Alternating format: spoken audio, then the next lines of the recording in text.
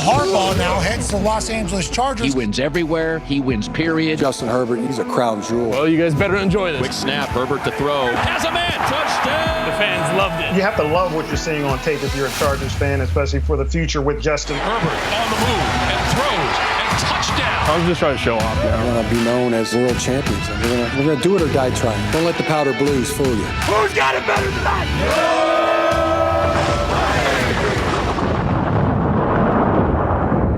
Well, heidi-ho there, folks. Welcome back to the Charger Chat. I'm your co-host, Wolldog, sitting with my buddy, Kev, Hoag, and Duggin. Happy Father's Day, Kyle. Happy belated. Oh, yeah. And you got some meow meows. Happy Father's Day to you, too. I don't know if that counts. I think that sullies the day, but let's not forget Kyle the Coach Duggin. Let's not forget Kyle the Coach Duggin. I didn't want to talk until I was introduced. I know. I got to introduce the guy. Watching.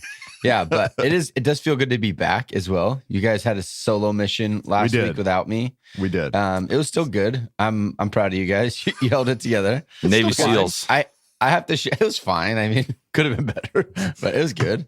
Such a dick.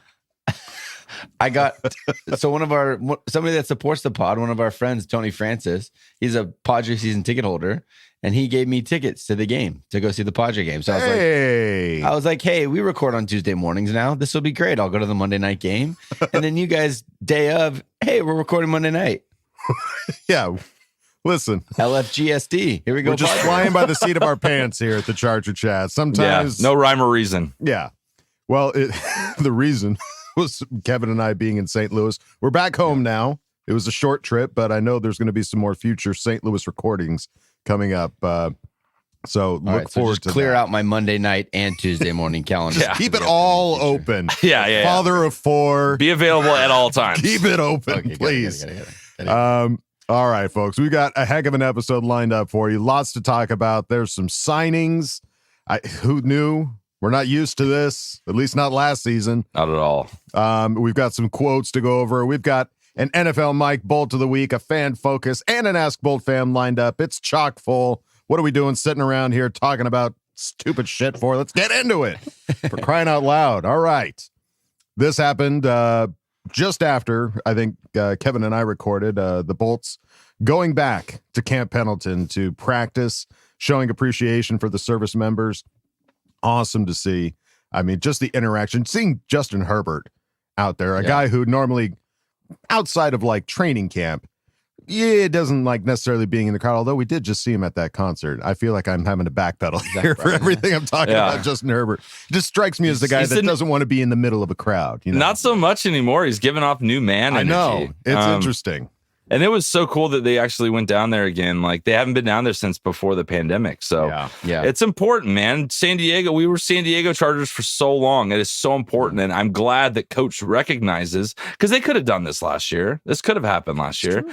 I love that Coach recognizes that and is like, come on, guys. I was a San Diego Charger. Let's get some San Diego some love here. Yeah, when are we going back to Camp Pendleton? They're like, we haven't done that in a while. He's like, get out of here. Yeah, exactly. Give me the keys. He did it. That's why he had that like why when are we going type of attitude. The reason Staley and Lynn and all of our previous coaches didn't do it is because they didn't know that was a thing. They hadn't been a part of it. They didn't see what it was all about. Well, if they did their research, they would know. But Harbaugh like lived it. He got to go and play in front of the Marines and be a part of that and see how special it was. And I do think part of it too. I don't know if Coach Harbaugh is thinking it in that way, but it does add a little bit of connection to San Diego still, which I think it's really, really cool. So I was pumped to see that they did that. It's just like such a simple little thing to do that can go such a long way gesture in the community. A simple gesture with a huge impact. Yeah. And he let everyone on the field, which God, I wish I would have gone.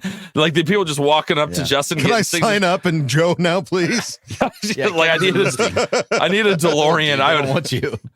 Too old. Yeah. Couldn't pass the physical. Yeah. Harbaugh. I didn't say that. You said that. I said too old. Yeah, you kind of. Well, it's a physicality thing. Got a little mean. Am I wrong? A little rude. Harbaugh emptied the full stands by inviting everyone to watch an hour-long walkthrough near the sideline. We are blown away, Harbaugh said. It's our incredible pleasure. It really is to honor your commitment, your courage, You are heroes to us. Colonel Charles, I apologize, I don't know if I'll say this name right, Dudick, who is currently serving as the base's chief of staff, said it was surreal to have the Bolts in attendance. Surreal. Love it. So cool. It's like a dream. Somebody pinch me. They're really going out with like all the perfect PR moments before the long break. You know, it's just like they're doing everything right. They're bringing in players. They're doing this. It's like the Bolts opening up. Like this is going to be awesome. And the last day at Hoag. That's over, guys. No more Hoag. Adios. Yeah, all done. All right. Looking over at some more players that we've been signing. This isn't necessarily in the order that it was received. In fact, this is the newest one. We found this out as Kevin and I were driving back. I was scrolling through Twitter and I said, holy shit. He just holds his fist up. He just holds his fist up like that. I'm like, what just happened? I gave the fist pump. It was like, Ian Rappaport tweeting out the Chargers and Lad McConkey reached a 4-year deal today with the most guaranteed money in NFL history for a 34th pick. What that money is, I don't know. Yeah. It beat the quarterback premium for the same pick in 23, carrying the most guarantees over a pick below in the round. Lad's agent, Chris Cabot, confirmed the deal. Lad's agent was like this. I did it. We're talking about that guaranteed money? Oh, yeah, that was me. Yeah, get back to me when you got that guaranteed money. Click. Yeah. What do you guys, why do you think, what's the cause of this? Like, why did he get so much guaranteed money? Was it post because we've seen him now on field playing with Justin that Ortiz is like, okay, we just got to get this done. Whatever the heck you guys want. Well, a good faith. Maybe it's a shift in like the GM idea of like, I'm not going to play hardball. Like, let's just get you in the building. Let's get this figured out. It is what it is. I think there's some of that. I think there's also like the fact he's a first round talent. Yeah. So you're kind of like, hey, we know you kind of fell a little bit, but we're going to make it up for you a little bit here. It's not going to be more money, but it's going to be more guaranteed money. Yeah. Which is fine. I mean, because he's such a steal, at least that's how it's viewed in the draft. I mean, we still need to see some playing time, but everything leading up to this was just like, yeah, this guy was going to be a first round pick. We got him in the second. So you're going to be making less money just because of where you fell, but we'll guarantee that lesser amount of money because, hey, you're badass. You're awesome. Justin already loves you and says you look like a 5-year vet already. So yeah. So you'll be here for 4 years. So we'll just give you the money up front. I mean, what are we talking here? I mean, you're going to be here. So wouldn't you want to pay if you could just pay your rent all before 4 years straight? Just here's the money. Don't have to worry about it again. It's done. But then you're locked in. I don't know. What if I get a bad neighbor? Like, we're not the Locked In podcast, but I feel locked into Lad McConkey. Well, speaking of vets, this also came out just prior to that. The Chargers signing veteran safety Tony Jefferson, who is coming out of retirement. Per the Schultz report, Jefferson attended LA's minicamp and now gets a deal. So he just posted on his socials about this, and he had this video of like somebody that like looked dead, and then they get brought back to life, and they're like dancing and having fun with everybody in the room. Yes, and that's Tony Jefferson's NFL career. He was retired, done with football. Oh, is that like the big guy on the ground, and then he like gets like the heart, and he just like boom, and then he gets up. I think I know exactly the one you're talking about. It's a classic. Okay, good. Okay, just do visualize that if that helps. But yeah, I mean. I think, did you guys watch Derwin James's press conference last week? Yeah. Oh, yeah. Dude, he was fired up. I think it's very indicative that there was not a third safety in that room. That's what it sounds after going through OTAs and this little mini training camp or the mini camp, it's very clear that JT Woods was not going to be the guy. Like they just didn't have that third safe. AJ Finley, not the guy. There was no one that they had enough confidence in because even Derwin's like, yeah, signing him means I can move around. So it sounds like he was stuck. Like there's no one else they can even put in the game for me to be flexible and move around. I don't think that this is the end of our safety signing, but I think it's an awesome step in the right direction. I think you rather have Tony Jefferson and whoever we sign next over AJ Finley and JT Woods. Yeah. So do you think they're going to cut ties with those guys? Do you think there's some draft picks that maybe you'd hold on to them till the end of their rookie year? Or do you think that this staff is just like, nah, we're just going to have to cut ties on this pretty quick here? I don't know. I guess we'll have to wait and see. I don't think that they're gonna keep him around just because he's on his rookie deal. If he's not, I hope that they don't. I don't want a GM that's like, it's cheap. Let's just hang on to him for a year and see what happens. Like, if you're out there signing guys that are retired to come in and be the instant number 3 safety because they can't play, don't just hang on to them because they're cheap. Let's turn that roster free up that over. space. That's a spot. That's a spot of somebody else that can contribute to the team. Totally. So, yeah, I mean, looking at Tony Jefferson's career, guy's been around. Came into the league in 2013, so he's a vet. Yeah, he's seen some shit. So, and he's been in multiple systems, been around the league. He's a San Diego kid, by the way. Went to East Lake High School. That's right. Yes, I remember seeing that. And then he was a stud at Oklahoma, and he actually went undrafted. Wow, undrafted into the league, which is bizarre for a guy that has had a 10-year NFL career. But I did a coach's corner on him, so anyone that's on Patreon, be on the lookout for that. The guy is a thumper. He brings the energy. Like, I'm getting kind of like that Jaleel Addae enforcer type of vibes. Now, obviously a little bit older, so maybe not as much, but like his football, his natural tendency towards football is a physical style. So I think it's going to be fun to watch him and Alohi on the field at the same time, because it gives you that yin and yang. Alohi's not really a thumper. Like, he'll go in there and mix it up and down at the line of scrimmage, but he's more of a off ball kind of let's go play some coverage type of safety. So I think they make a good yin and yang, and then Derwin can move around all over the place. So I think I'm excited. I think it's a great signing. That's fantastic. And then also Chargers decided, hey, we don't have enough wide receivers. Utah, give me one more. Yeah. Chargers signed a wide receiver, Praise. I believe it's Olatoke. The guy is fast. The guy can run. The guy can haul. And love that they signed him.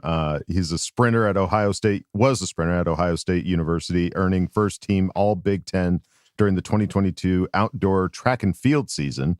So we aren't even talking football. We're just talking track and field. Just straight speed. Just running. He was running. 6'2", 205-pound receiver. Possesses elite speed, running the 100-meter dash at Ohio State in the Big Ten Outdoor Championships in just 10.27 seconds in 2022. Damn. Olatoke then had his first experience playing football, doing so for the Ohio State club football team. Born in Nigeria and raised in Scotland, Olatoke is part of the NFL's International Pathway Program, just like CJ Okoye. Then we got him last year. Mm-hmm. Now we got Praise. We got a wide receiver to throw in the mix with that as well. And just seems like an awesome dude too. Now you don't have to stress about it because he doesn't count towards, the roster size. So, he can be on the practice squad, doesn't count towards that. So this is just straight development guy, and they got some crazy speed, and they're going to see if they can teach him how to play wide receiver. It's crazy to think that you'd come in having played like 1 year of wide receiver in a club, that you could make an NFL team. Like, that's saying something about your athleticism if an NFL team's willing to take a shot on you. Yeah, and it's not like he was like a rugby player that's converting to football. The guy just ran track. So he's got a lot to learn. Like blocking, getting hit, like all those things are foreign. There's a couple things to do, yeah. Yeah, people freaking out of why are we signing wide receivers when we already have such a deep room? It's like, this guy's a practice squatter that's going to be, they think he's a good guy, a good kid, and they can like coach him up and maybe down the road here. Right.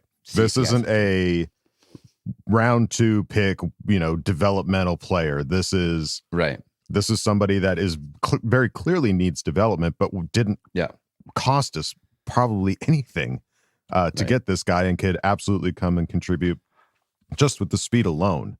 Well, and he could definitely, like, you remember that ESPN story with Okoye last year? Mm-hmm. Maybe that's what you have here. You have a 90-yard bomb that he scores a touchdown, and it's a feel-good story, and that's what we need every once in a while for these episodes. Preseason. So let's do it. You got to have preseason stories. Got to have some preseason hype. Yeah, for sure. So love it. It's just crazy to still see signings. I mean, I know that we kind of expected this after we cleared up some cap space, and we were sitting at like number 9 in the NFL with the most cap space. But it's cool to see, and it still might not be done. We still might still see some players come in. Like Kyle said, we might still see another safety come in here.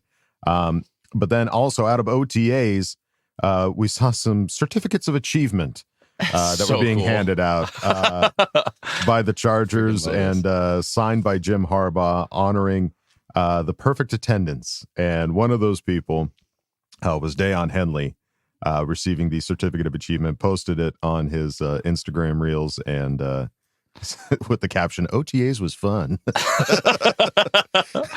Yeah, dude, this is cool. This is fun. I haven't seen this before, so dude, it's a cool idea. This is just old football crap. This is high school football stuff. This is something Dad would do for sure. 100%. Like you get like a shirt if you made it to every single off-season training program. We had that at Rancho High School. Like you would get a shirt if you made it to everything. Like that. And then you get to the NFL and everyone's like, they're grown men. You don't need to do that. Harbaugh's like, no. I need that stack on my desk so I can get them signed by the end of the day. I'd freaking love it. I think it's so cool. But it's like these guys know this stuff. Like they've been through it. But just that little nod of like, yeah, I saw you. Like, thanks for showing up. It's a big deal. Yeah. Shows the commitment that some of these players are having with Jim Harbaugh. And for somebody that has only coming into his second year, like Deion Henley, to show that he's committed to the team and to the coach. Is awesome to see. Who do you think didn't get one and was like, oh God, so Joey. sad. Joey was bummed. Joey was bummed for sure. You think Joey didn't get one and he was sad about it? I don't know if he was sad about it. Say you're sitting in that locker room and you like missed a day because you weren't feeling good or something. I would be you just didn't crestfallen. I know. I feel like we need to get one of these made for Adam. So never missing a podcast. We should. No, we are. We're going to make one of these for Adam. Me and you don't get one for sure. No, not at all. Too many. No, you're on week one of the comeback. So I just missed last week. Yeah. We've had this many days since an accident in the factory. Kyle's back to one. Yeah, back on like 6 days right now. Yeah. Let's look at some quotes here. We've got Joey Bosa and Coach Harbaugh saying, "Everybody is on the details. I'm sure it's a word that you've heard a million times. I think it just feels like Coach Harbaugh is leading the team the way it should be led. The message is sent from the top, and it doesn't get mixed up as it's moving down the ladder. It's boom, this is how we're doing things, and everybody is following that. I think it's impressive. The details that everybody has been on, the effort, and just the competitiveness that has been going on over the last few weeks. It's been great." Boys, can you listen to these quotes and not think like about the shots taken at Coach Staley? It's just accidental. We just finally have somebody that's competent, and it just it sucks because it's bringing to light how it wasn't with him. You know what I mean? Like the guys didn't even know it either. They have Harbaugh now. They're like, oh, so this is how you do it. Like they didn't even know. Well, I think they knew. I think part of it is though. I think part of it is like hearing some of these quotes, and I don't want to be like adding to what was going on, but based on what he's saying of like Coach Harbaugh says something, everyone does it, and it's like it's not getting mixed up on the way down to the players. It sounds like there could have potentially been some dissension in the coaching staff last year of like Coach Staley said something, but then they go to like position meetings. The position coach is like, "This guy doesn't know what he's talking about. We're not doing that. Let's do this." Wow. You know, like that's a very real thing. Yeah, in coaching absolutely. Staffs. I've seen it happen on multiple occasions where somebody just doesn't respect the head coach for whatever reason, and their job is on the line. They're like, "We're not doing that. This is what I want you to do." But it sounds like Coach Harbaugh, you're not getting a certificate of achievement if you're doing that kind of crap. Respect my authority. Let's see. We've also got Justin Herbert, Khalil Mack, and Denzel Perryman on Ben Herbert. Let's see. Justin Herbert said he's been awesome in the weight room, especially that level of command and attention to detail he has. It's been so great. We've watched the growth of the guys over the past couple of months. So many great results. Khalil Mack adding Coach Herb. He's a different type of dude. He's a savage. And Perryman said, "I'm still sweating right now." It's been great. He's one of those coaches where he doesn't just talk about the results, you actually see them. It makes you want to get going and just follow the plan. Did you hear the story that Max said when he did his press conference where, he had heard the rumblings about Coach Herbert from some of the players. And the first thing he said when he came in, he saw Ben Herbert. He's like, I'm not scared of you. He said, I'm not scared of you. I'm not scared of you. Who do you think you are? This is my weight room. I'm not scared of you. Like, that's awesome. Like, he's already got the respect before even Khalil Mack walks in there. It's awesome. Yeah. No, these are all great things to hear, especially when it's for the strength and conditioning. I'm not scared of something this team desperately needs. And then Harbaugh, talking about the team, said, it's like the first coat of paint, second coat of paint. We're at the third or fourth coat of paint right now. It feels good that we're getting better at football. What I've noticed about this team probably hit me a couple of weeks ago when I say, hey, we're stopping early, or we're cutting 30 minutes out of practice, or this weight session. Then I just watch them do more. They do more than what they would have had I scheduled it out. Player-led, 30 minutes short, then you watch it. It becomes like a beaver dam of activity. Oh, my God. I love it. That's cool, where he's just like, yeah, you guys can go. And they're like, no, we're going to stay. We're going to keep lifting. That's rare, dude. Yeah. I haven't really been on a team that has ever done that, And I didn't play football as long as Kyle did, but that's a unique thing. Yeah, to have the golden ticket of leaving early. See ya. Yeah, later. Peace. But also, I played high school, so it was like, oh, there's girls over there. Okay, practice is over. All right, bye. Bye. See ya. Ladies. So, hey. I don't know if you saw it. I just benched like 200 pounds.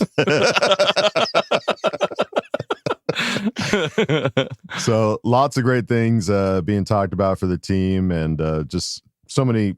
It sucks that we're so deep into the offseason right now, but man, we are just that much closer to the start of the season. And while we're just, floating around in the sea of emptiness of the offseason, you can go on over to our Patreon, patreon.com/ChargerChat. Check out all the cool, fun stuff we got over there. We got Kyle breaking down players. We got hangouts. We got it all over at patreon.com/ChargerChat. But if you don't want to go over there, it's totally fine. You can go on over to our regular website, chargerchat.com. Check out all the cool stuff we got over there, like t-shirts, hoodies, and stickers. You can chat it up with other Charger Chatteteers in the member section and ask questions and Ask Boltfam. So go check out chargerchat.com.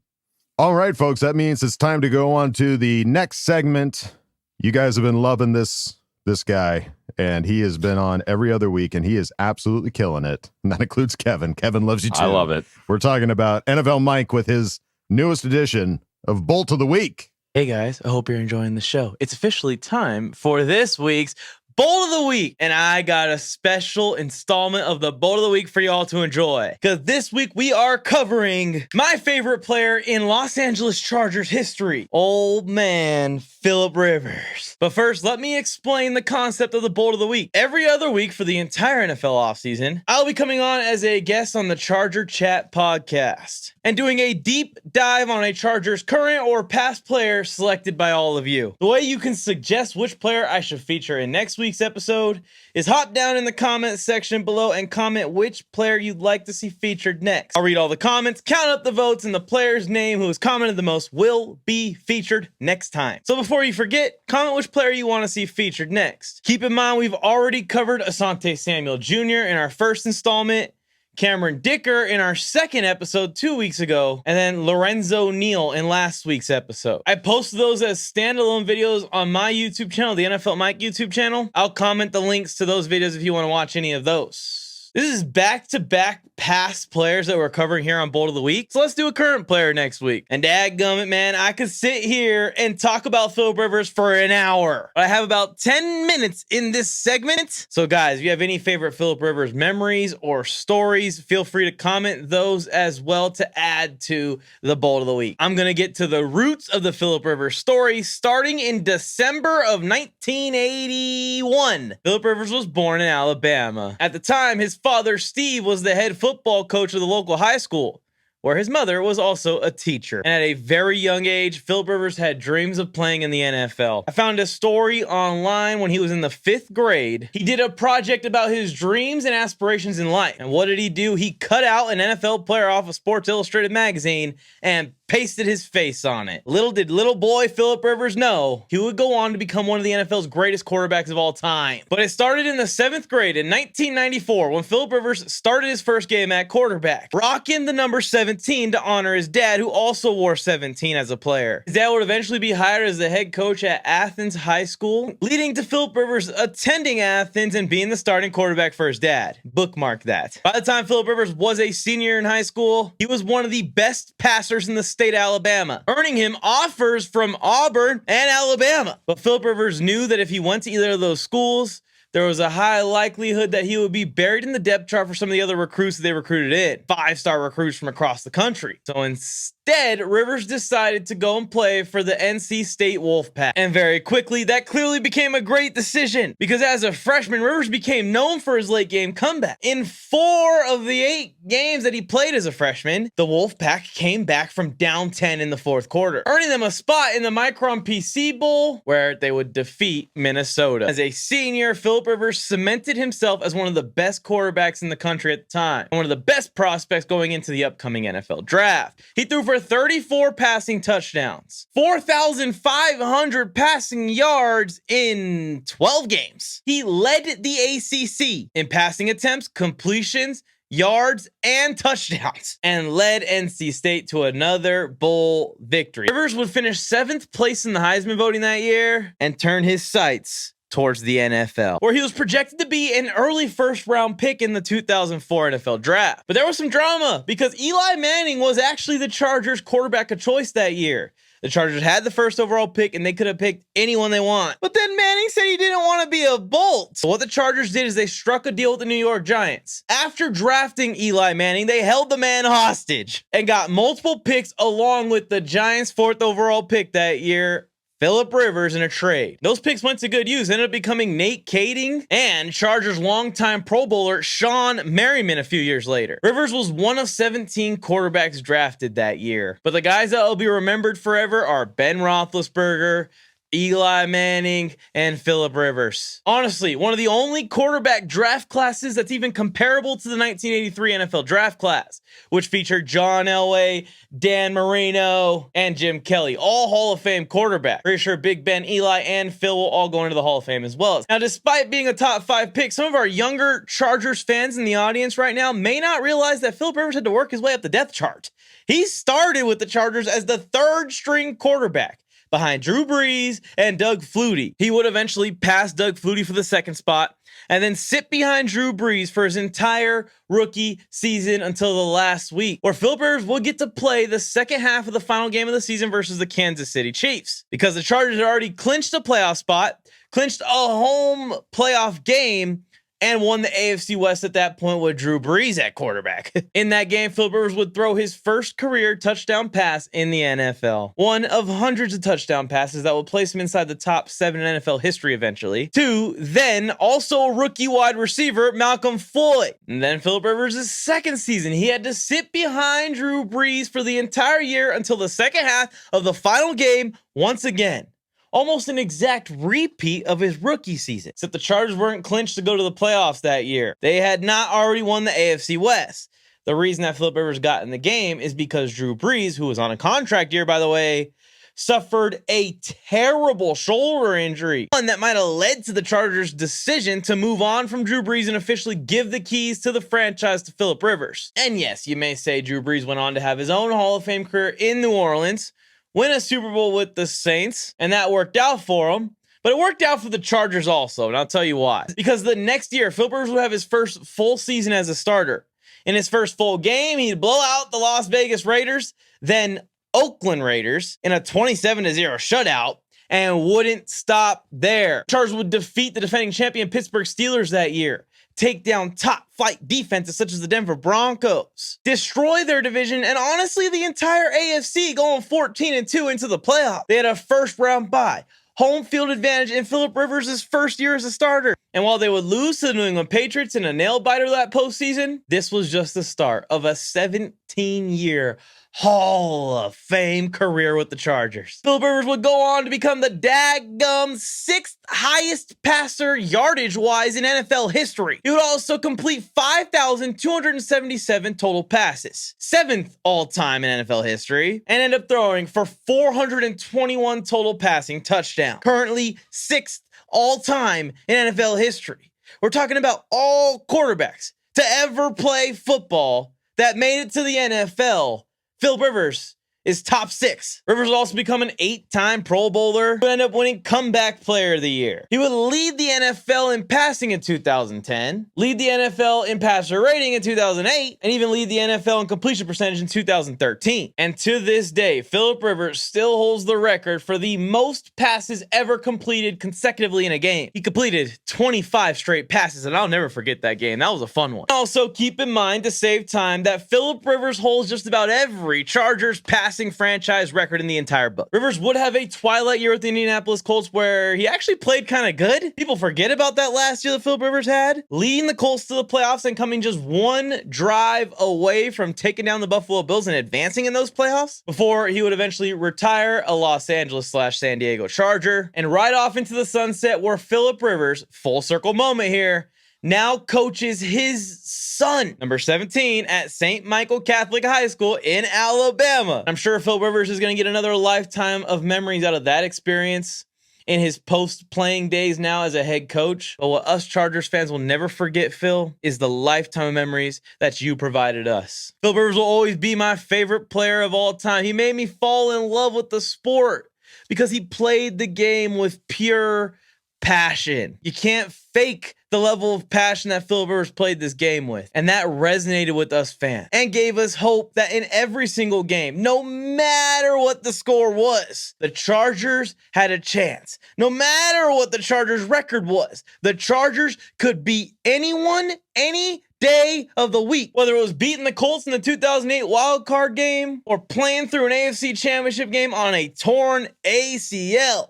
Dadgummit, this man was going to leave it all on the field for all of us. That's what the Bowl of the Week is all about, y'all. Again, one more reminder, comment which players you guys want to see me feature next week. Maybe even more importantly this week, get down in the comment section below. Help me out with this Bowl of the Week. And comment some of your guys' favorite Phillip Rivers fun facts, stories, memories, games. Have you guys ever met Phillip Rivers in person? You guys looking for my content? Hi, I'm NFL Mike. You guys can find me at the NFL Mike on all platforms across the board, whatever your favorite social media platform is. You guys ever see me out and about, please stop me and say hello and bolt up. Happy Father's Day, Phil. Well, dadgummit, NFL Mike. Dadgum. Son of a, that was so good. Oh, man. I so many memories start flooding back as you go through all of those things, talking about the most completions in a game, or consecutive completions, I should say. Yeah. Because I think it spilled over from the previous game. I can visualize the chart that they put up with the green check marks next to every pass. Yeah. For 25 consecutive green check marks. Yeah. It's just, but you're right. The passion that he played with is what made you love him. Absolute you could passion, tear apart statistics and look at Super Bowls and MVPs and blah, blah, blah. But if you just watch the man play football, he just played it right. He loved competing. I just said that. Imagine Harbaugh with Phillip Rivers as his quarterback. Oh, geez. Oh, my God. That'd be crazy. An unstoppable force. They might be so competitive. Phil and Jim just start brawling on the field.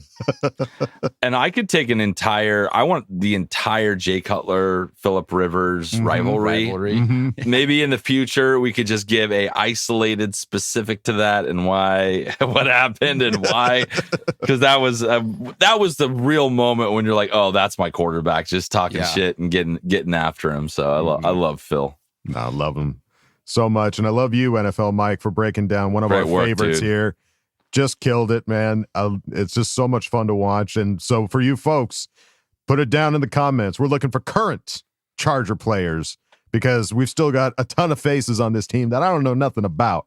So put down some fun names down there. I'm excited to see what NFL Mike does in 2 weeks when we see him on the next episode. But hey, NFL Mike, you're killing it. Thank you, buddy. Thanks for another awesome Bolt of the Week. Let's move on now to the next segment, Fan Focus. Kevin mentioned that we've not had this guy on Fan Focus bore, and I'm shocked. It's a crime. I see his face every time on Patreon. when we're hanging out for the Zoom hangout. So I can't wait to see this guy and learn a little bit more about him. All right, guys, we are back with another Fan Focus, and we are super lucky to have Frank from OC. What is going on, dude? Hey, what's up, man? It's a long time coming. Oh, dude, this is amazing. It's so funny. We were talking before we started this, and like, I feel like I'm really good friends with you now. So I totally forgot we didn't do a Fan Focus. So this is perfect to introduce you to everybody and tell your story. So let's kick this off the way we always do, man. How did you become a Charger fan? Yeah, like many, born and raised in San Diego. You know, it's kind of hard. I mean, you got the Colors, you got LT, you got all these legends that are Chargers. But my parents had season tickets when I was in high school, and you know, we went to games and been a Charger fan ever since. A little bit, maybe I won't say too diehard. Depends on if you ask in my family, but just love it. Just can't cut the cord. Love the Chargers. I love it. And it's amazing because everyone that saw our interview with Antonio Gates, the reason why that happened was because of this gentleman right here. You got your sister-in-law, I believe, is associated with Mr. Gates. So thank you for hooking us up with that, dude. You did not have to do that, and we appreciate you. Oh, you're so welcome. So my sister-in-law is the CEO of EAG Sports Management. So Antonio has been one of her players for years and years. And I literally have never called in favors before, but last year, I guess it offset like how the years went, how the season went. Like I called in favors, and she offered things, and it was awesome. Yeah, so I'm super happy that he was on the show. He did an amazing job. So I'm like sending her the podcast, and because she had noticed, she's like, okay, it's like people Frank knows, and you know, it's like, it's like a small podcast. I'm like, no, there's a ton of people that listen to the podcast, and Antonio was awesome, so she loved it. Yeah, you definitely bucket listed me. Getting to be able to talk to him for an interview was crazy. So that led to my bucket list. Yeah, let's go. Let's talk a little bit about this team, man. Like, you know, excitement level. We just got done with OTAs and the mini camp. A lot of news coming out. We finally got interviews from the coaches and a lot of the players, guys we didn't really get to hear from during this time. What's been your kind of general thoughts on how all this went and kind of your excitement level kind of as we go into the silent part of the season, if you will?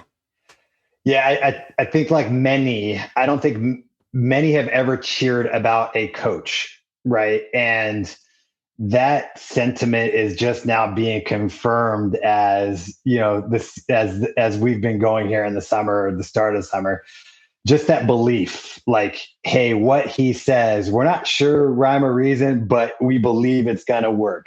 Right. And it's going to happen. So I am super excited about just how the team dynamic, how that verb that was shown on that Thursday night, charging, is just going to get wiped away and spun around into something different as this culture reset happens.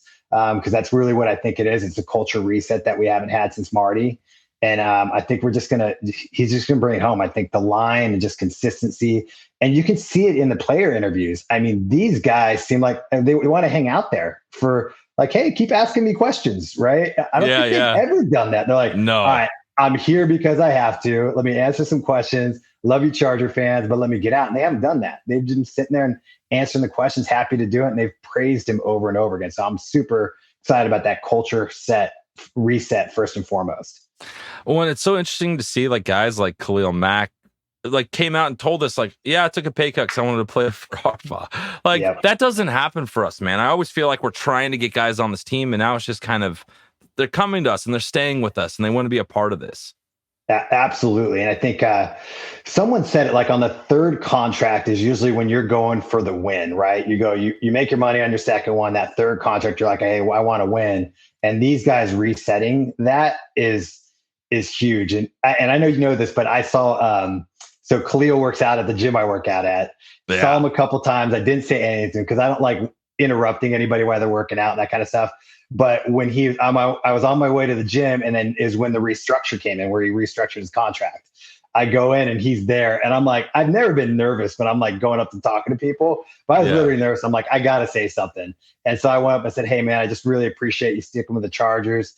And he, just super awesome. Took a picture with me, and he was like, hey man, I appreciate you guys, and I'm excited about the year.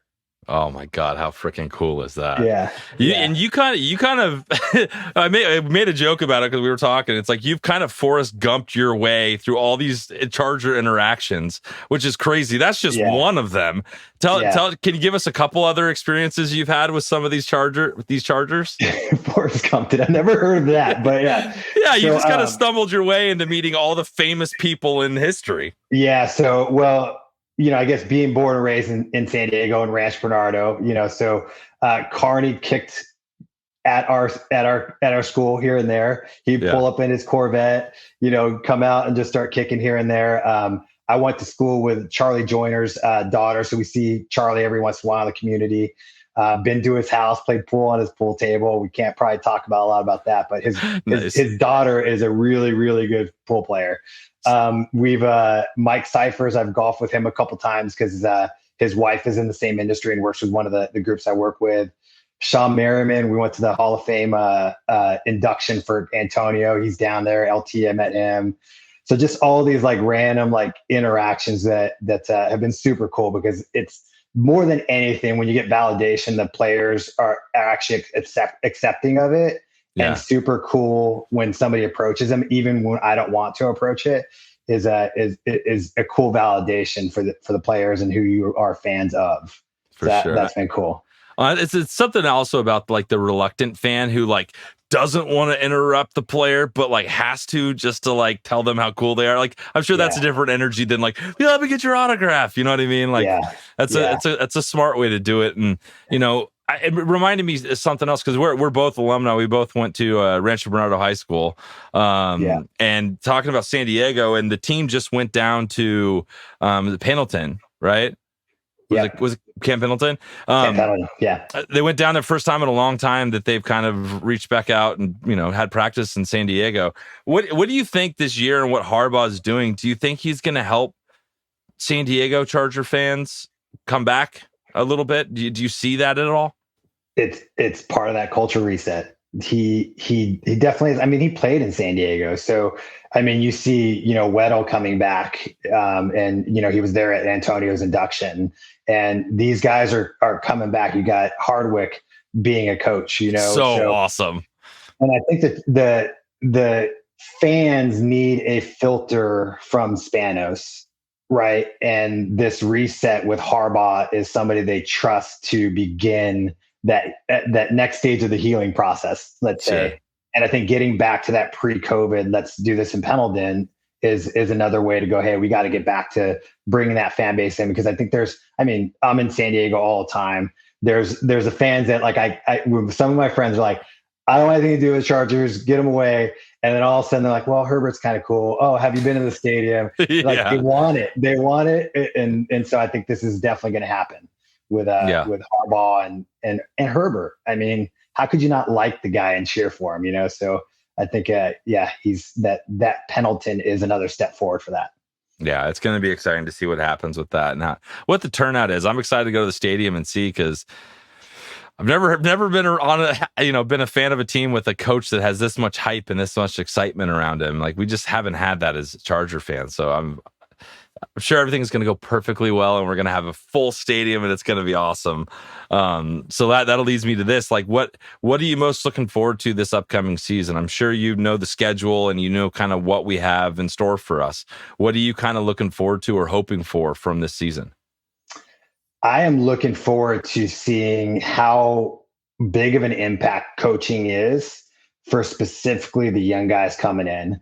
I think the one of the most exciting like competitions is going to be the running back position as well as the wide receiver positions. And they're also a group that we've never had before, right? Yeah. That's where a staple of our team was with Keenan and Mike and everything else. And you have all these young guys coming in and it's, you're going to really see where the game plan comes in, the competitiveness, the depth, and just where coaching comes in to impact those areas. And I think we're gonna see how important it was and how I don't want to say shortchanged, but how big of an impact the coaching is and how that money that we're investing with Harbaugh is really going to pay off. Yeah, I'm the one guy I'm hoping for the most is Quentin to figure it out under this new coaching staff because that would make us all feel a lot better drafting him in the first round last year. Well, I mean, using him how he's supposed to be used, Sure. again, is back to coaching in the scheme, right? So Yeah. I think that's a big part of the next step. And I think I agree with you. I think he's going to have the right fit in the system to use his talents and then progressively build him up to go. Maybe he's not what everybody thinks that first rounder should be this year, but I think he's going to help the team. Yeah. No, the wide receiver room is a big question mark, and I'm curious who's going to be on it because we have so many wide receivers right now in that room. Who's going to actually make the roster? Who's going to? Yeah. It's going to be exciting once they actually come back on the, get back into the building, and we'll figure it out. But let's go out of here on this, man. We always like to find out, like, what is your biggest Charger memory thus far, being a fan for as long as you've been? Well, the biggest Charger memory was last year. I mean, when after the interview, my son started playing water polo this past year. Never played a sport before. Dealt with some of the mechanics of freshman high school, different personalities, and that's where we spoke to my sister-in-law about it. And she called Antonio, and within 5 minutes, Antonio was like, "Yeah, I'll come to the school and talk to the teams." So Antonio came to the school, talked to the water polo team, talked to the football team, had my son up on stage, like next to him as he's doing like a full thing. I've never heard like Antonio speak. He can speak, and he has a great story. Him, a family of 7, living in an apartment, in Detroit, and then him coming from that, and is all about work ethic, sportsmanship, and just, afterwards we went to dinner with him. So it was my son, my wife, my sister-in-law, and Antonio just having dinner in a private room in Costa Mesa, and just going through the stories, and like it just hearing, his journey, from going from basketball and going into undrafted, and how much AJ Smith was a big part of it. I always thought it was Marty, but AJ Smith was such a big part of him getting into the Chargers and having an opportunity. And then, I mentioned it earlier, then we were able to go to the halftime on the field with Antonio when he was getting inducted into the Charger Hall of Fame. So we actually my wife and I went to his suite, his private suite, before halftime, went down there. So I'm in like this waiting room, and the game's going on. Unfortunately, like you're hearing Charger players, like former Charger players, are there in the waiting room, and they're giving feedback in the game, and Justin gets hurt. You're like, oh, this happens. And then we go down to the field right there when Antonio's giving a speech. And then, like Sean Merriman's next to me, Anthony Miller, all these other guys. So one part I didn't mention is that as the taking advantage of opportunities. So when I'm going into a suite, who do you think is coming out when I'm coming in? Just gotta one hope name. It's Phil Rivers. It was Phillip Rivers. Oh, dude, let's go. But I'm in the frame of mind where I don't want to bug these guys, right? This is what they do. So he's getting pulled like, hey, we have to go here. So I didn't say anything to him. And what guy from Rancho Colorado, he coached with him in Alabama and stuff like that. So I had a connection, but I didn't say anything. So as we're leaving the halftime show, I'm like, all right, I'm not doing this again. So like Sean's there, and I'm like, hey, by the way, I'm Denise's brother-in-law. This is her twin sister. And he like picks up my wife, hugs her, takes a picture with me. Oh my God, awesome. Yeah, and he was like, she's so awesome. I love Dee, my sister-in-law. And then, I'm walking further out of the stadium, and I'm like, oh, that's LT right next to me. I'm like, I'm not doing this again. So I stop, and I'm like, hey, LT, can you take a picture with me? He's like, yeah, sure. And I was like, that was just, cloud 9. So first off, I thought like, have you done like an auction at a school where you're like, hey, I'm bidding on this thing and go out. So that was the Antonio experience. Like, I'm like, what did I do to win this like dinner with Antonio? And then going down to the halftime was just an amazing once in a lifetime experience. And like, he literally, like, we talked to his family, his friends, and they're all super cool people, and just having that whole time experience. But it was brought back a lot of memories of just watching him from, back when he started, and something came up at dinner. I'm like, he's like, so when did you graduate?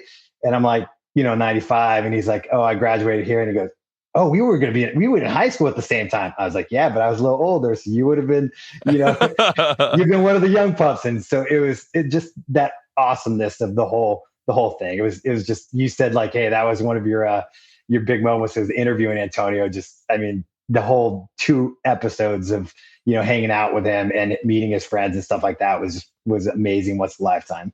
That's so awesome. And I'm sure your son got some street cred with Antonio coming to his team and talking. I'm sure that didn't hurt at all. Oh, he had some of the seniors and everything fist bumping and saying what's up and, through the halls for the next week. So he definitely did. But Antonio sat there and he was autographing. He waited there. People had jerseys and everything else. So he was amazing about the whole entire thing. It was great. That's awesome, man. Well, Frank, that was so much fun, dude. What a great story. And I look forward to hanging out with you on Patreon. And we got to go to a game, man. We've got to do it in person one of these days. I'll be at every one. So that'll be real easy then. It's on, dude. We'll see you week 1. Yeah, absolutely. Can't wait. All right, brother. We'll talk to you soon. There's not many times that I think, boy, I wish I lived their life. Yeah, Frank, but for Frank, sure. You've got some memories, man, that I wish I could just tap into that just to know what it felt like. Just to walk by. I love that he walked by Phil and missed his opportunity and then saw him again. He's like, I'm not letting this go. And it's just but that's awesome. That's what you need. And I wish, God, I would have loved to have met Phil Rivers like that. That'd have been cool. So cool. Well, Frank, I know that you mentioned that you appreciate us, but we appreciate you so much for everything you've done. And just bottom line, just being a listener, being a friend, and helping us out. And we greatly appreciate it. And thank you for coming on and hanging with Kevin and giving us some more great stories. And hey, go Big Blue. Let's go. All right, folks, time to go on to the next segment. Ask Boltfam off-season edition. Time to put your money where your mouth is. Hi, guys. Go jam a thumb up his butthole. That's what you do. I wet myself in excitement. Oh, so hungry. Your thoughts are totally appreciated. Catch you later, dude. Okay, love you, boy. That's right, folks. Time for Ask Boltfam, and we start at the top with Hangry Seth, who asked the question. Well, it's that time of year when absolutely nothing is going on. So here's one of them gosh darn questions you ask yourself, why? Which one of y'all do you think can make it the longest streaking on a football field during a primetime game covered in butter? Yep. Bolt the fuck up. He knows exactly what time of year it is. Never gonna catch me wasting your time. See y'all next year. This is not Hangry Steph's first off season with us. No, he's the seasoned this pro. Ain't his first rodeo. Yeah, he knows what's up. So who would be able to evade capture fully naked, covered in butter? Great way to kick this off. It won't be me. I'll get tired and fall, and they'll have to call paramedics. And I think I would love to see them try and pick you up with butter, though. You might just be on the field for a while. I think the cheat code to this whole scenario is that Kevin would enjoy it the most. I think he'd be giggling the whole time. I'd be like, okay, I'm done. I'm sorry. I'm a rule follower. I don't like doing this stuff. Just take me away. And then Kevin would just be giggling, laughing. You just walk up to somebody like, take me away. Yeah. I never wanted to do this, please. Yeah, it was Angry Steph's. It's his idea. Angry Steph's idea. You told me. All right. Well, there you go. Angry Seth. Thank you, buddy, for asking the question. Let's move it on now to Big Red Bolts fan, who asked the question. It's the true off-season, and there's no sound to be heard, except cricket, cricket, cricket, or the occasional bird. The lines between fantasy and reality seem to be blurred. What was that? Oh, it was just a phantom update I thought I'd heard. Sadly, though, nay, as there's nothing going down besides my spirits and these empty bottles of brown. Hey! Are you looking at me, pal, like I'm some kind of clown? Alas, even the great Joe Pesci can't cure me of this frown. Help us, dear friends, how can we cope without turning to things that rhyme with mope? Dadgummit, I feel like a useless dope. Wait, if the dish ran away with the spoon, does that mean that they eloped? This ABF isn't going as I'd hoped. K-love you bye, and the Raiders with a fat frozen rope. P.S. The little teapot was both steamed up and dope. Nice. That was a good one, dude. The little teapot. Yes. Those are my If you want to see Kyle sing I'm a Little Teapot, go to patreon.com/church. There's no other reason to sign up for 1 month just to watch that video. Just for that. Hey, No, I'm not gonna. We get I'm not like gonna 10 new subscribers. and then they instantly, they subscribe and instantly leave. Yeah, That's all it takes. Yeah. How do we cope with the off season? With it being the lull? Well, this summer we have the Olympics, so you have something to keep you distracted. There you go. Right? It's coming. Sure. Yeah. Sure. I don't know. Is it winter or summer? I'm not fall. I'm not sure. Summer? Winter? What? The Olympics? Or the summer, season probably. we're in? Feels summery. Yeah. Feels like it's going to be summer. We were talking about this before, Adam. Like, we have so much work. It's like from now, like I go overseas here pretty soon, and when I come back, it's like we're getting close to training camp. So it'll be not bad for me. I'm going to be super busy, so that doesn't help you. Help Big Red Bull fan, yeah. That doesn't help you at all. I'm kind of squared away. Work more, I guess is what you're saying. Yeah, just focus. You got to save up enough. Focus. You got to save up before enough you know it. money to pay for the season and all the Chargers. There you go. activities. Get a summer job. Get a newspaper gig. Throw some papers. Make some extra scratch. And for all you young kids out there, find a golf course. Go get some golf balls. Go get all those. You can sell those for a pretty penny. I'm a frustrated golfer. I'd be happily give you some money for some golf balls. Shut up and take my money. Just take it. Just get some scuba gear. You'll be good to go. There you go. All right. Big Red Bolts fan. Thank you, buddy, for asking the question. Let's move it on now to, hey, Tony Francis. Hey. The question. Listen up, maggots. With the most recent signing of Tony Jefferson, that now puts us at 6, count 'em, 6 former Ravens players that Fighting Joe Ortiz has brought to L.A. in the past few months. Personally, I love how he's bringing in guys he is familiar with on short-term contracts to prove their worth. My first question is directed at you, Coach. Is there anyone else in free agency you would like to see brought in to help the team?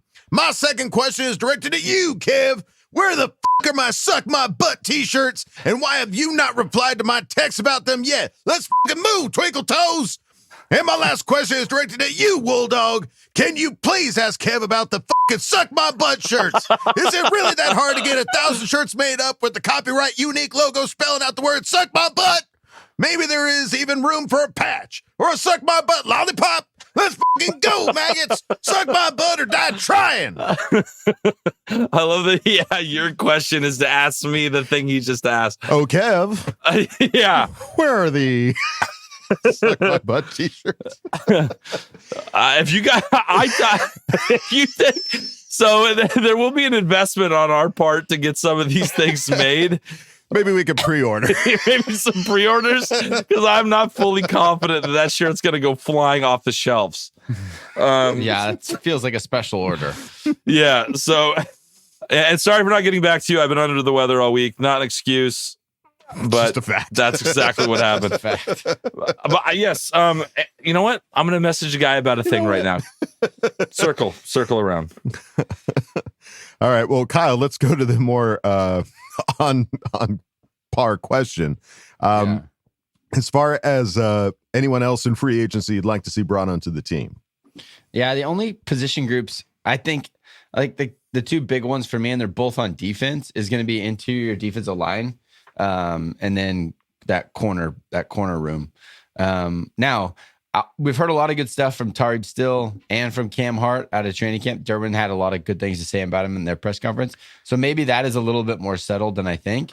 But I don't know. It feels like every year it's like we just need somebody bigger in the middle. Like we need that stopper. And it just doesn't feel like we really have that guy yet. So, I mean, take whoever you want as far as like a defensive tackle that's still there. I mean, you got some older guys like Fletcher Cox still out there that maybe comes on a 1-year deal. But I don't know. Like that's the one position group for me coming into the season that's still like we haven't done anything there. We drafted a guy, but everything coming out of camp is saying that he's kind of a work in progress. It's going to be a little bit more of a project. I just feel like we don't have that big, thick stopper in the middle. You're always looking for a Jamal. That's all. You're just constantly on the look for a Jamal. I am. I need it just gives me so much peace in like those short yarded situations that we're not just going to get pushed backwards. And I don't know if we have that right now. We'll see. I like the idea though. Yeah. Hey, there's still time. There still might be some people. So there you go. Tony Francis, thank you for asking the question. And thanks for getting Kyle some baseball tickets. You're a nice guy. Appreciate you. What a guy. Let's move it on now to JP, who asked the question. What is one skill you want Herbert to master this year? For me, I would like him to either master the touch pass to throw wide receivers open or using his cadence to throw offside calls. Yeah, I think based on the NFL Mike segment, it does feel like there's opportunity. You know, like whenever there was 12 guys on the field, Phil would sprint to the line and get that ball snapped to get that extra little 5 yards for the illegal man on. Or he does have those occasional like insane cadences that draw someone off sides. It doesn't feel like we have a whole lot of that. Now, I'm not saying Herbert's not good at that, but it hasn't manifested in penalties. Right. For me, the main thing that I want to see a no huddle. I loved it when Phil would just catch defenses off by just going 3 plays like boom, boom, boom.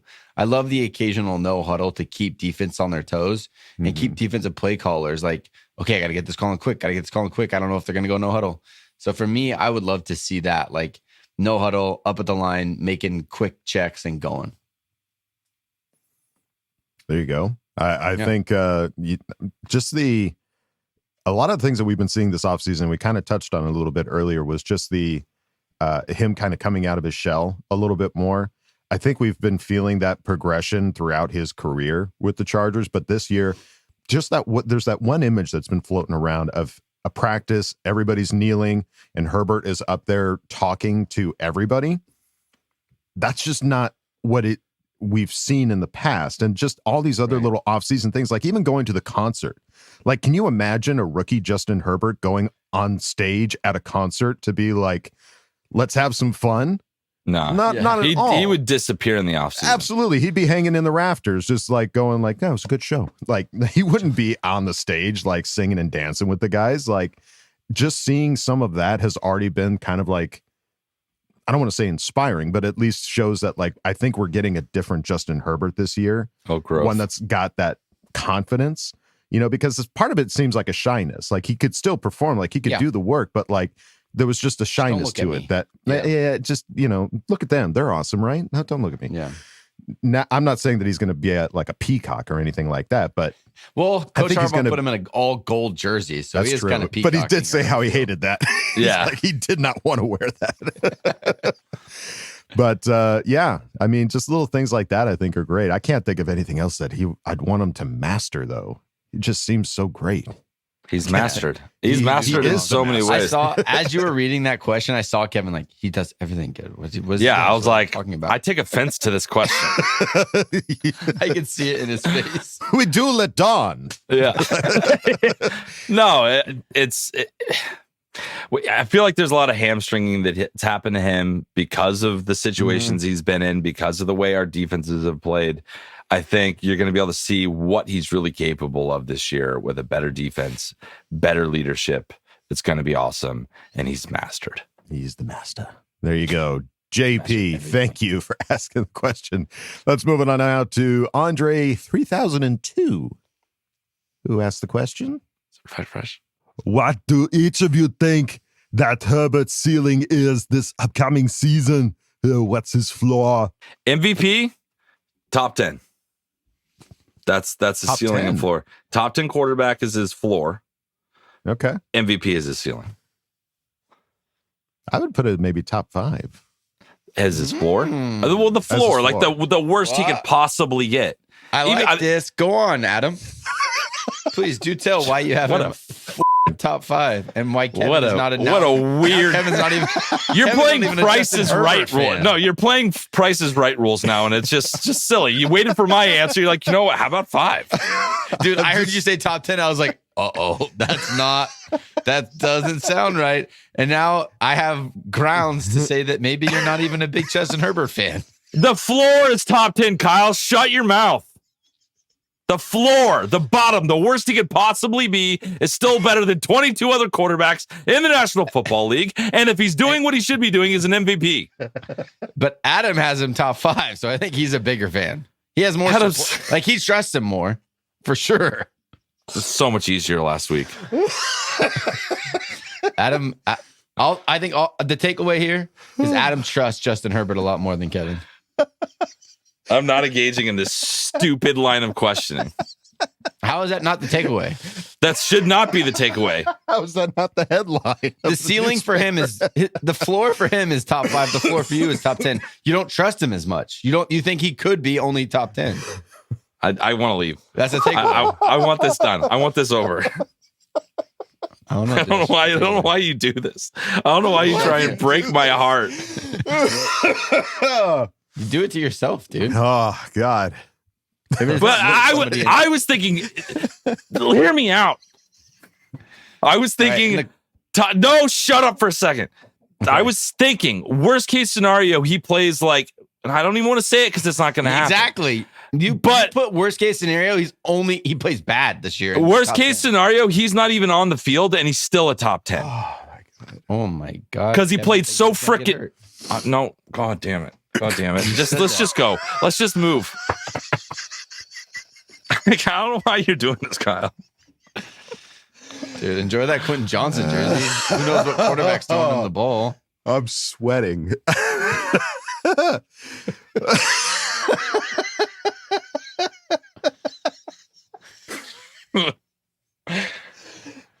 All right. I shouldn't fall for your stupid tricks like this. Oh, so you're saying that Quentin had a rough rookie year because of the quarterback play? It was just Kyle, you guys, everyone else listening to this, I'm seeing how annoying my brother is. You guys all gathering this right now? Let us know in the comments who has more faith in Justin, Adam or Kevin. I can't hear you. I can't hear you. I can't hear you. Oh my God. Kevin looks weird without headphones on. Morning recordings are spicy. Whew, okay. Yes, I think I say that he's a top 5 as his floor. Just I agree. Because that is I agree with you, Adam. That's the topic that's going on just in the off season right now. Is like, is Justin Herbert a top 5 quarterback? Yes. Mm-hmm. I think that's his floor. Kevin has left the building. That's all right. Let's just keep going. Who's next? And yeah, I would agree with Kevin that like his ceiling is Super Bowl MVP. Mm-hmm. Like that's it, or just MVP in general. Like MVP. I think he definitely has that in him. He's got it in him, and I think Harbaugh can bring that out of him, and hopefully we can bring Kevin back. Andre 3002, thank you for asking the question. Let's move it on now to Ulysses Pineda Fang or Fong. Is it Fong? It's Fong. It's got to be Fong. Yeah, it's Fong. All right. Ulysses asks the question. It goes like this. What the is up, you sexy butt nuggets? I apologize as I have been on a lengthy hiatus from Ask Boltfam. I really miss you guys. I want to start off by saying how happy I am that Suck My Butt has taken off and is relevant once again. I would have to selfishly take credit for this comeback. However, I believe Kevin laughed about it so hard the first time, so I must concede partial credit. I must give credit where credit is due. A great job all around. All right, let's talk some football. I will be at SoFi for the Week 4 Chiefs matchup and the Monday night game versus the Ravens on November. So I am really hoping that we can meet in person. It will be a long wait from here on out as the team breaks for 6 weeks and we scour the depths of the earth for some Chargers news, but I am so fucking ready to get my Thunder Rally on, baby. Die Hard Bowl Club Bay Area will be coming in hot this season, baby! Besides the Butt Plug and Raiders Week 1, what other game are you looking forward to the most?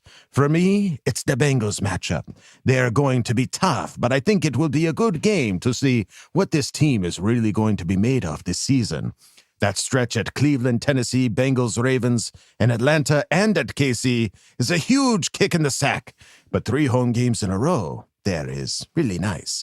Anyway, I bid my farewell to you all. but I can't leave without saying, suck my butt, Raiders, suck my butt, Chiefs, suck my butt, Broncos, and suck my butt, Brandon Staley. We out. And he's back. Suck my butt, True. Kyle.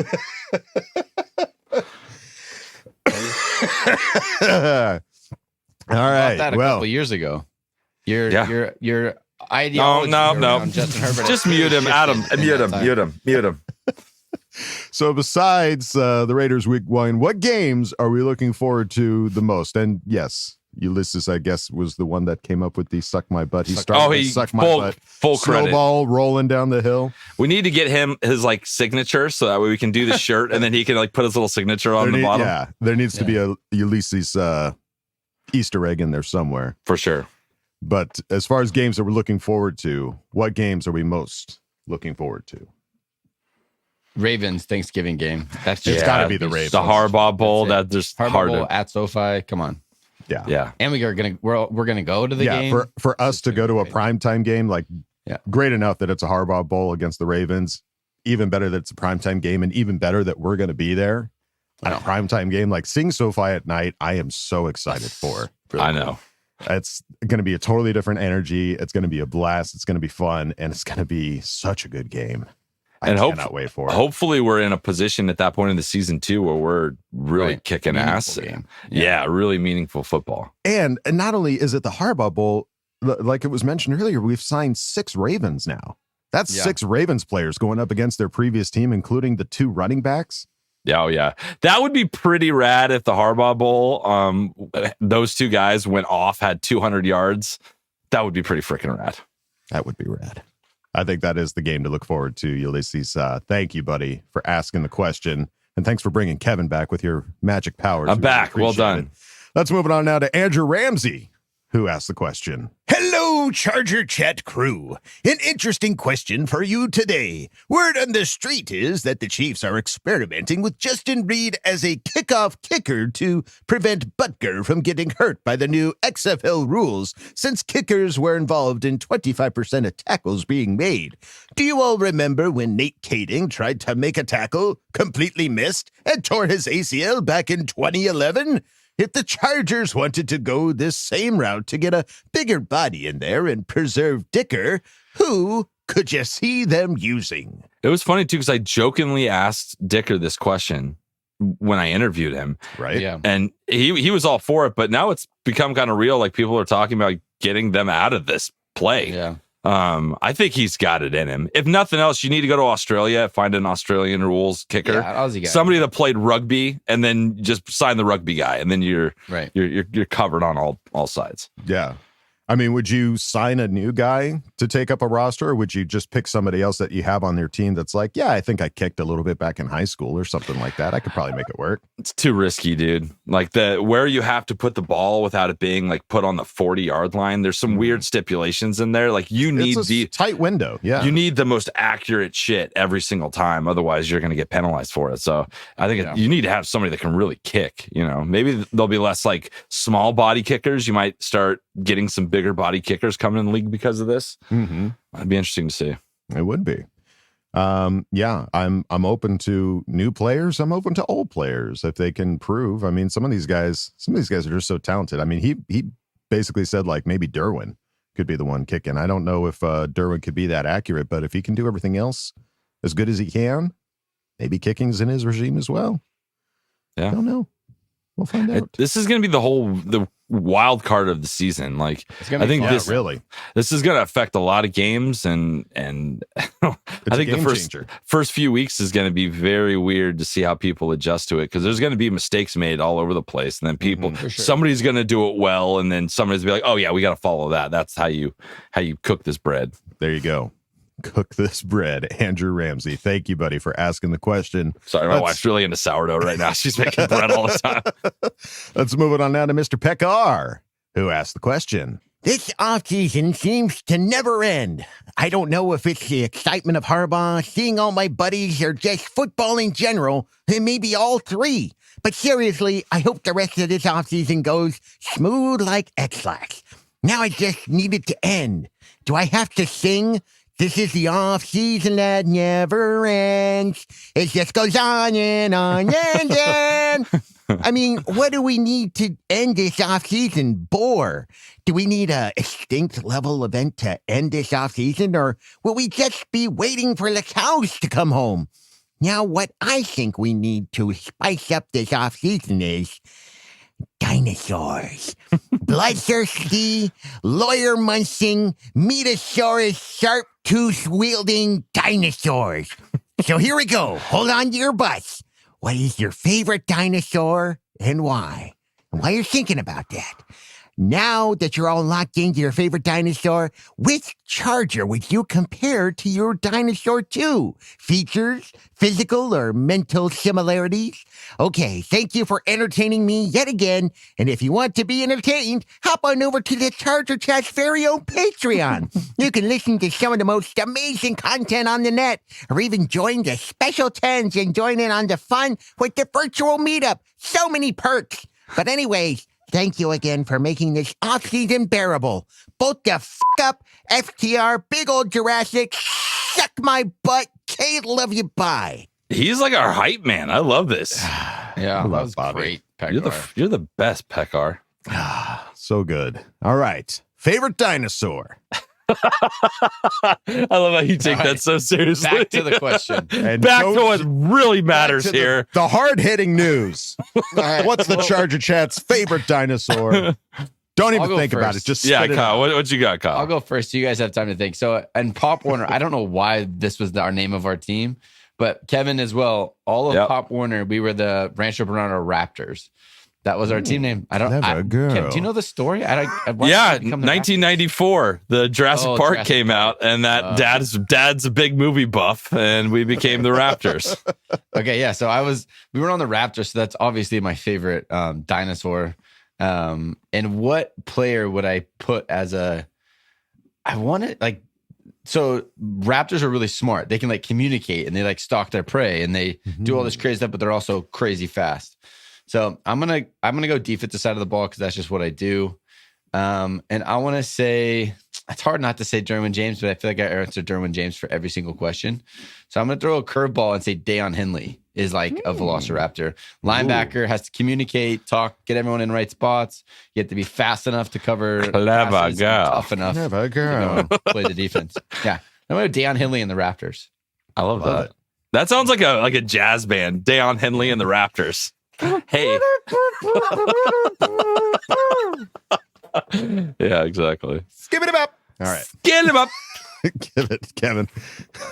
Favorite dinosaur. I'm going to go. Just thinking of what dinosaur could be Justin Herbert so he could save some face right now. No, I wasn't going to go there. That's what I should have done to defend my honor. If you were a Justin Herbert fan, you would have. Oh, my God, Kyle. Adam, think. Give me a break. Just a second of your time. All right, so here it's out of the box. I think the dinosaurs that fly are pretty sick. So I think pterodactyls are pretty rad. Nice, yeah. Who flies on our team? Darius Davis. That dude cannot be stopped. He's so quick, and he will eat you. I like that. Yeah, good call. And guess who throws him the ball? Justin Herbert, but that seems like kind of a by affiliated extra. Yeah. Sorry, you have to go defense, but I will go Justin Herbert associated. Okay, let's hear Adam. I'm going to say my favorite dinosaur is probably going to be, I'm going to say Stegosaurus. Nice. It's a good look. They got I mean, I feel like they've got a lot of like got great accessories, like all the spikes, great accessories. Listen, they got a lot going on. They're big. They've got tools in their tool belt. And I'm going to compare the Stegosaurus to Khalil Mack. I think he's got that build that you can't take him down. He's at the top. You know, there's not many more above him. And and he's got some tools in that tool belt that he's going to use to take you down. He can't do it one way. He's going to do it another. So there you go. Okay. Mr. Pekar, buddy, thank you for asking the question. Let's move it on now to the Will Westwood Show. Certified Fresh. Who asked the question? What are the chances we get to actually see what Isaiah Spiller is made of this year? He was the #1 running back in college at one point. I think he's going to have to continue to make the best of his opportunities because there's a lot of guys in there. They're not handing him anything.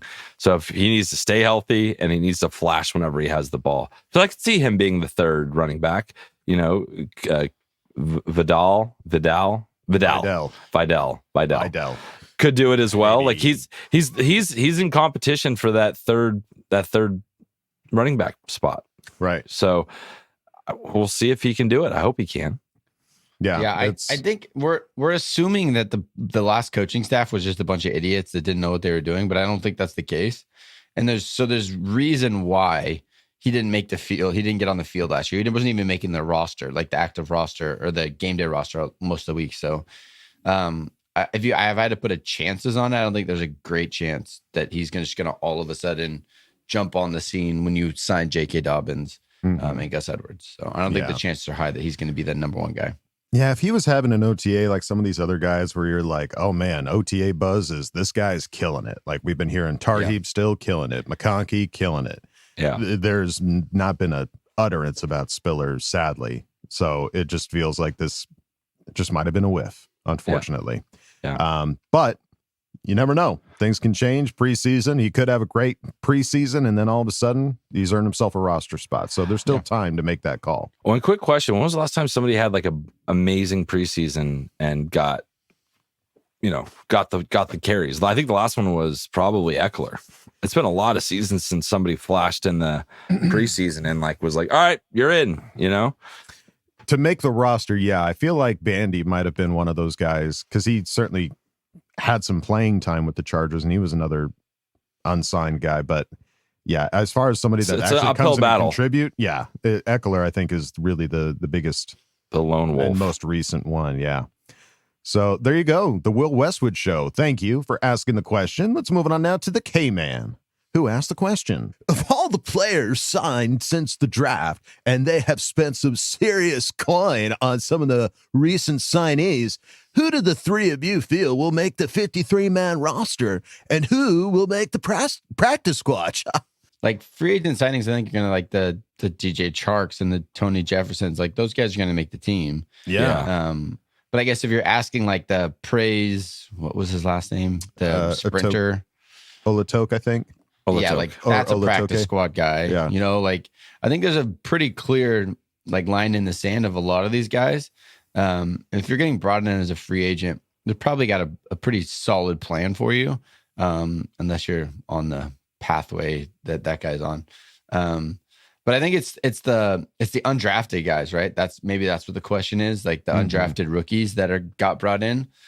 I think that most of the rooms are too crowded already. I don't think that there's even an extra lineman spot that's up there for grabs unless somebody shocks, which we obviously don't get to see. I wish we were at training camp and got to see OTAs, but I don't see I think some of the shockers would be like in the receiver room. I think that's going to be where you get some practice squad guys. Yeah. It's like, whoa, I thought he was going to that thing that is deep now. Brendan Rice and Cornelius Johnson and I was just about to say that might not make you can't carry them all. You just can't.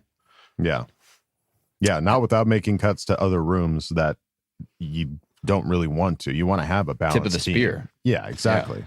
Well, and then there's some of these, there's some of these rooms that used to be like immediately gets you right in and you go play special teams. But special teams is changing. It's a more of a physical thing now. It's not just speed on the outside. It's not like these gunners. It's a different thing. So is that going to be more linebackers? Are we going to have more linebackers on the roster as opposed to wide receivers? Yeah. Like, is it going to be more guys that can hit and are more wanting the contact? Because that's what the kickoff rules become. Because that's what all the coaches say. It's like, if you're going to make this team, you're going to make it on special teams. Well, how does that look? How does that work now with how that has changed so much?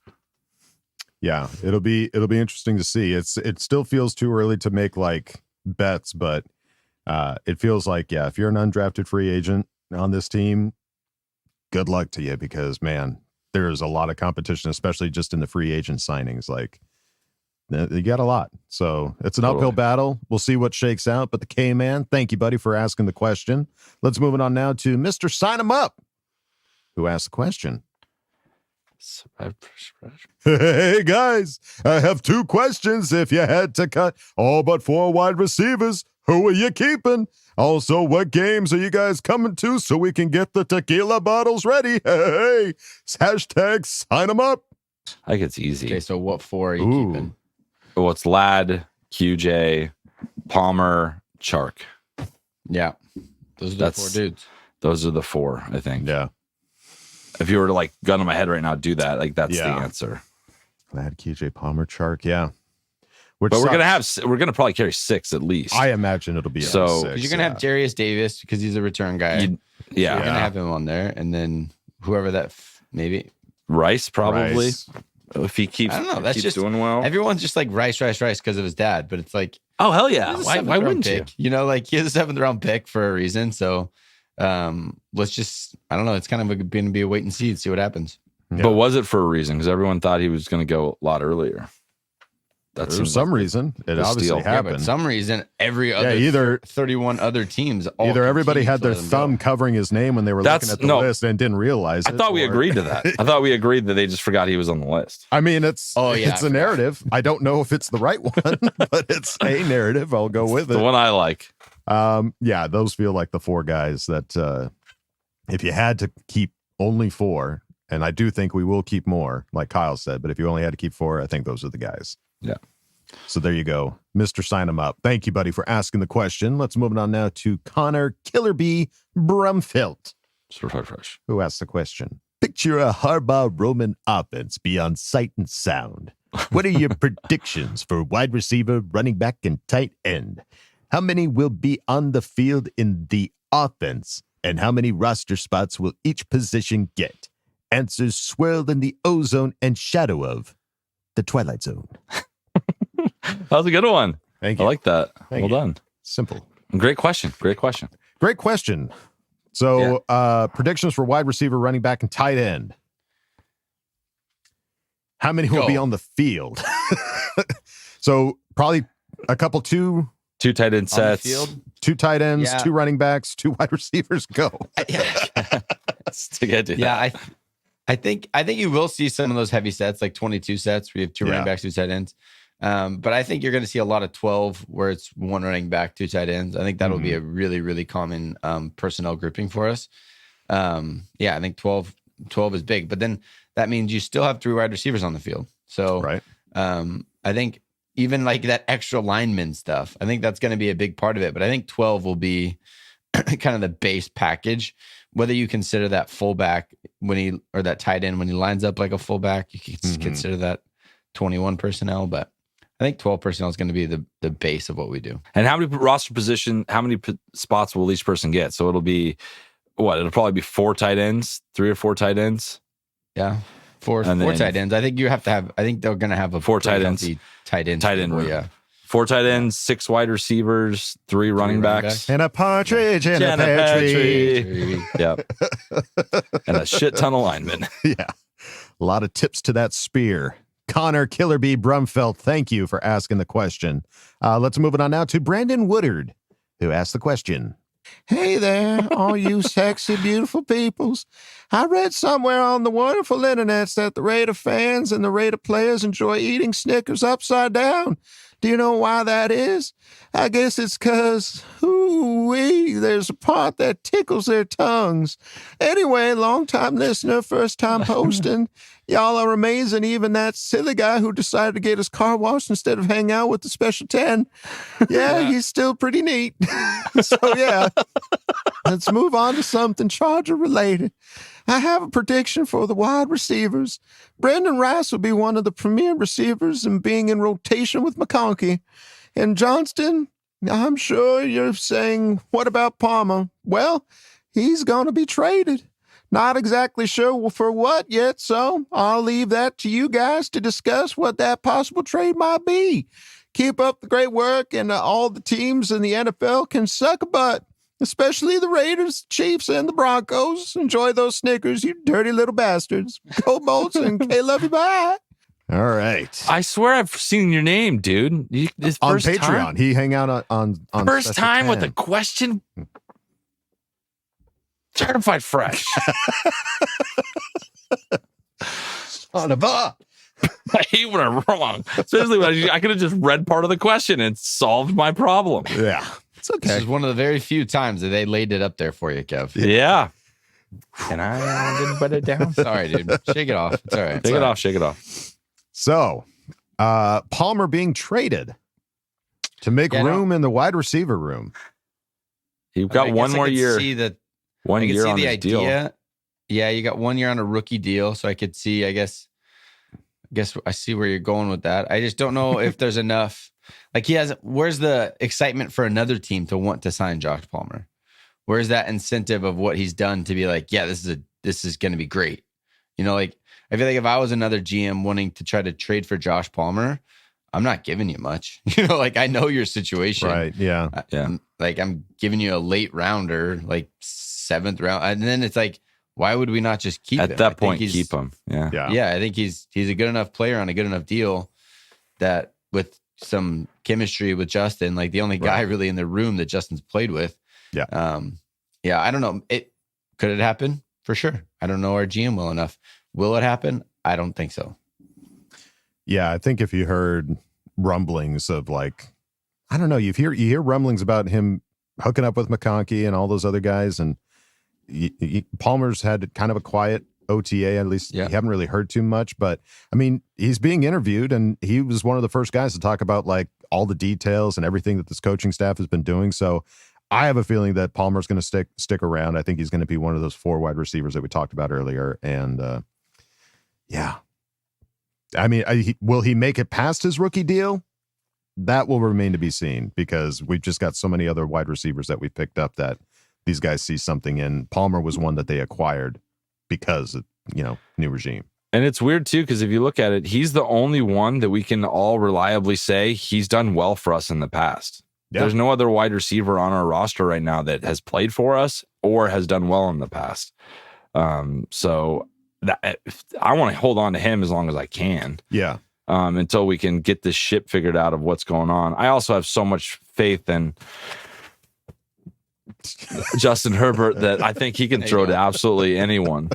And he'll be good. If he has a floor type of year. Yeah. Floor top 10. Most teams would kill for a floor like that.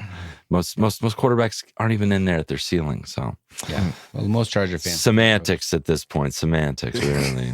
Okay. All right. Brandon Woodard, thank you for answering the question. Let's move it on now to Scotty B63, who asked the question. Gentlemen, what are your thoughts / predictions on what our record will be this year? 20 and alpha, you can't refuse. 20 and alpha. Make him an alpha. 20 and 0.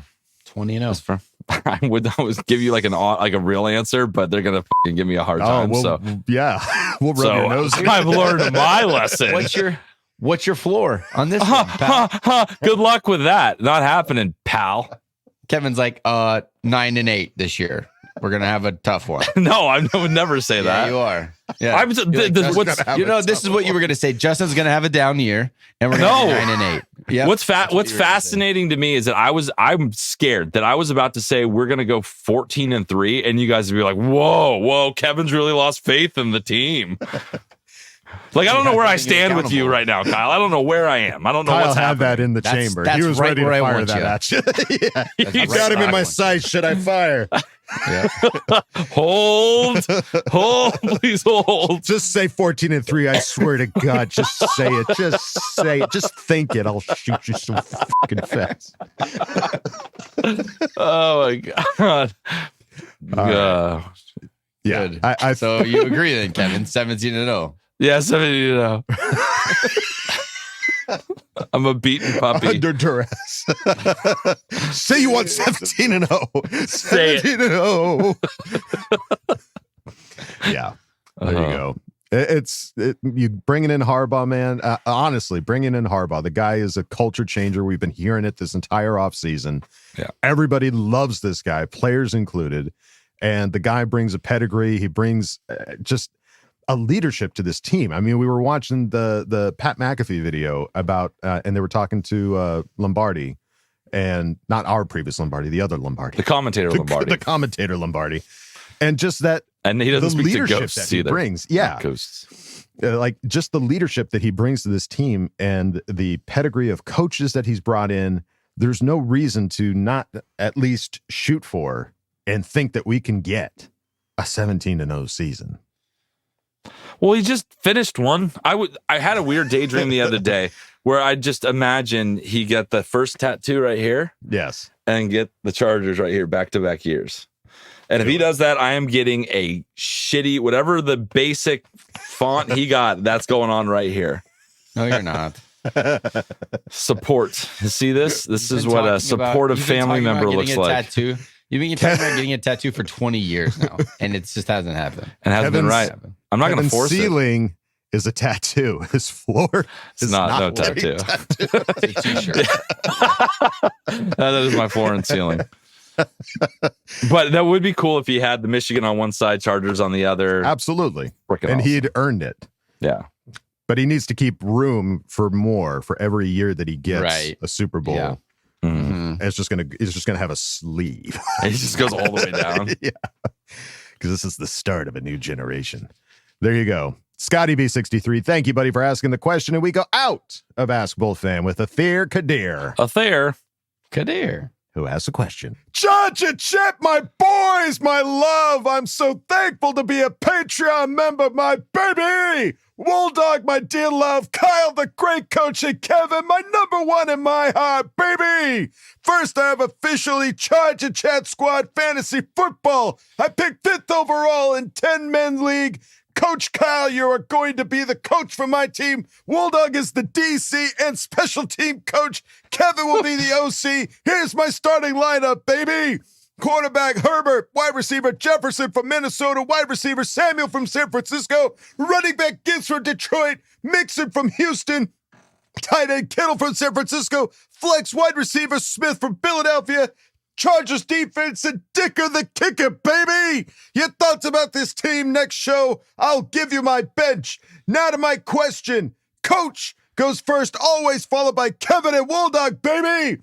My question is, training camp can the O-line hold up against our edge rushers, and can the secondary be disciplined? Let me hear you, my boys. FTR, the Bolts will put 40 burger on the ass in week 1, baby. Athir's already got a fantasy football team going. That's an early draft, my boy. Woohoo! I like it. Yeah, I hope some of those guys will ever make it to week 1, baby. Seriously. I think it's a great team. It's a great fantasy football team. It's pretty good. Well, Foxy. Good coaching staff. Yeah.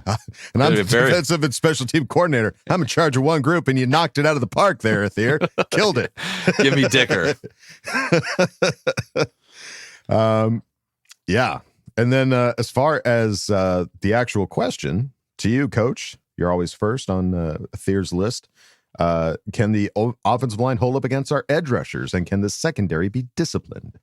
If you would have had Trey Pipkins over at right tackle, I would have said, hell no. Hell to the no. Hell to the no. No. Yeah. But with the O-line, like as it is, yeah, I think we can. I think with Joe Alt and you have Rashawn Slater, like, yeah, I think we can hang. I think we hang with them. And like I said, my questions about our defensive line comes from the interior. So I think pass rushers, we can do it. We have the tight ends now to help in pass pro. They're not just wide receivers anymore. We have tight ends that are tight ends. So if you need help, you could chip. We now have Gus Edwards, a big behemoth of a man in the backfield to also help with pass pro. So yeah, I think everything's lined up for us to be able to protect Justin Herbert. And if we've built this to protect Justin Herbert against the best pass rushers in the NFL, then we have to be able to hold up against our guys because they're 2 of the top pass rushers in the NFL. It'll make them better too. Iron sharpens iron. We say it every, for sure. Off season. Yeah. The fact that there's Bud Dupree now, like they're not getting a break. And like Thule, those guys are going to be dealing with Thule and all 4 of those guys every practice. Like you can't not but get better. So it'll be cool to see how welcome to the NFL is going to be training camp. Did you see that Joey Bosa quote? Joey Bosa quote? Go ahead, Adam. Yeah, I put it in the group chat because I thought it would be great to talk about this episode. Oh, well then, yeah, I for sure saw it. Sorry. What the hell is it? Come on. There it is. Joey Bosa on Joe Walt. Seems like he has good hands, good feet, strong. We'll see in a couple weeks when I put a helmet in his chin and see how he holds up. Hey, over here. Got that. Awesome. That was that mob mentality of like, we'll see in a couple of weeks when I put a helmet in his chin. Pop him in the chops. Yeah, he'll be sleeping with the fishes. That was diabolical when he said that. But he said it in he was in a very weird, I loved his interview. He was in a very weird mood where he was like joking around, having fun. Yeah. But there was a real sense of, I'm going to show this rookie what's up as soon as we get there with pads on. Good. Yeah, I mean, that's the other thing too. We watched Greg Roman's presser, and the guy was talking a lot of great things about Trey Pipkins and how awesome he was to be in the guard position, And I'm excited to see what that does, because we'll see what happens. If he just becomes an all-pro right dude guard? I've already put it out there, man. I've told everyone. We just had him penciled in wrong. It's not his fault. Just in the wrong spot. Flip side, I will say this: we haven't put pads on yet. That is a very physical position compared to right tackle. We're hoping to God that he can do it. We'll find out pretty quick. We are hoping can. to God. Greg Roman has all the faith in the world, though. You got to build him up. He's being a coach. He's building him up. He wants him to do well. I want him to do well. For Trey Pipkins. No, I want him to be good. I'm not crowning him right guard yet. Like, give him a second. You want to be right. You don't want him to be good. You want him to be right. Let him figure it out. Let him see if he gets in the face by the big defensive tackles. Let's see what he says. This is like the QJ hate that we have going on in our group chat. You're just on that Trey Pipkins hate still from 5 years ago. I want him to be succccessful. This is not a hate. Your name's on the line. You've talked a lot of smack about Trey Pipkins over the years. At least I'm consistent. What does that mean? What was that shot? Take it what you will. He'll hang his hat on it. I want him to be. It would be great if he could play guard and be awesome. But Coach said this. We'll find out what these guys. Coach said we'll find out what these guys are about when they get the pads on and they actually play football and not walking through. All right, I'm done firing. Are you now? I don't think you are. I think you're never done. I think that's the end of the episode. I'm done. I'm all done. All right. Going out on a high note. There you go. Othir Kadir. Thank you, buddy, for asking the question. And thank you, everybody, for asking questions and Ask Boltfam. Boy, this was a spicy episode. Jesus. It got wild. But you were here for it, and we appreciate all of you for instigating and stoking the fires that is this podcast. Brotherly love. This brotherly love. We love it here. And but that's going to do it for us here. Any final thoughts, gentlemen? Yeah. Any floors? Kevin doesn't like Justin Herbert anymore. It's weird. It's like Trey Pipkins and Justin Herbert. I think he's just above. Let's wrap it up. All right, that's going to do it for us here at Charger Chat, folks. Don't forget to bolt up because we're ready for any squad, any place. Bye, Kyle. Love you, bye, Adam. Love you, bye. And now, a word from our sponsors. Got a ceiling that needs fixing? Call Duggin Ceiling and Floor Repair. We'll fix that ceiling so well, you'll swear it's brand new. Floors? Well, let's just say we're a lot better at ceilings. For floors, I don't know, maybe get a rug? Duggin Ceiling and Floor Repair. Great at ceilings. Floors? Well, we tried.